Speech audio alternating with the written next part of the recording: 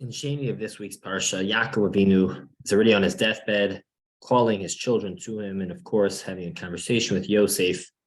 And a climactic moment in the story is when Yaakov calls Ephraim and Menashe, and he remembers how fortunate he is that not only was he able to see Yosef alive again, but he was able to see Ephraim and Menashe alive again. Not only you, but your children as well, says Yaakov to Yosef. And then, of course, he brings Ephraim and Menashe, and famously, Yaakov switches his hands to give the brachos over to Ephraim and Menashe. That becomes the source, the root for a minhag that has lasted to this day. And that is, of course, the minhag of blessing our children, giving the brachos on Friday night to our children. For young boys, to Ephraim and Menashe, Yuli, as the pasuk says, that you should be for me like Ephraim and Menashe as the prototype of who we bless all Jewish boys, who we want them to be like. And everyone asks, why Ephraim and Menashe? What was so special about those two? And many, many answers are given. I want to share three. The first has to do with the greatness of Ephraim and Menashe, that they were so great. Just like they were so great, you should be great. But more specifically, says the Sfas Emes, not only were they so great, but we have a concept of Yeridas Hadoros, that the further away we get from Har Sinai, then the further away we get from the authenticity of the Torah, and there tends to be a decline in our ability to achieve greatness. Of course, we can all achieve greatness on our own levels, but there is generally a concept that as the generations go on, the status quo level declines. However, Menashe and Ephraim, we know, were part of the tribes. They were given a lot in Eretz Yisrael, just like the other Shvatim. They were just like the other Shvatim, says Sfas Emes. That's the bracha we're giving. They're so unique, Menashe and Ephraim, because they weren't subject to this concept of Yerid Sadoros. They were just like Reuben and Shimon.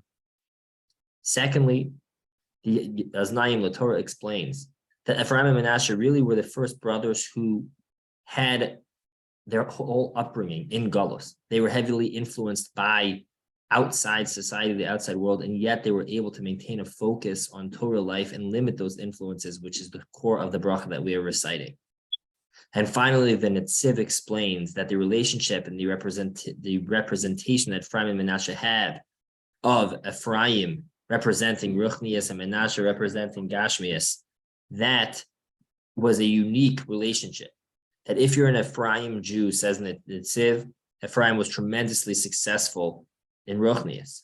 And if you're a Menashe Jew, then Menashe was tremendously successful in Gashmias, and we give you a bracha that both of those are crucial, and that you should be matzliach, you should be successful in wherever your passion is, in what your work in this world is, and channel it like Ephraim and Menashe towards Avodas Hashem.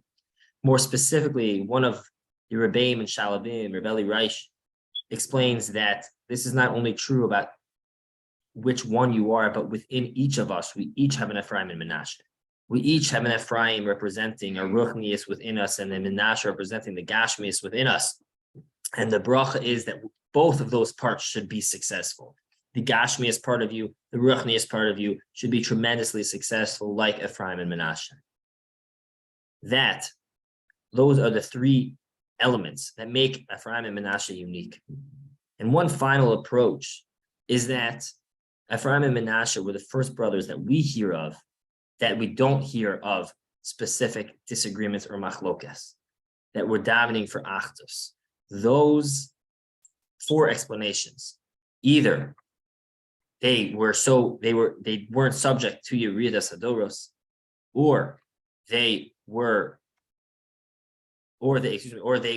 heavily influenced by outside society and they still achieved greatness, or the relationship between Ruchnius and Gashmius, as whether which one you are or each part of you within you. And finally, the tefillah for achdus. These are all things that we're blessing our children on Friday night for.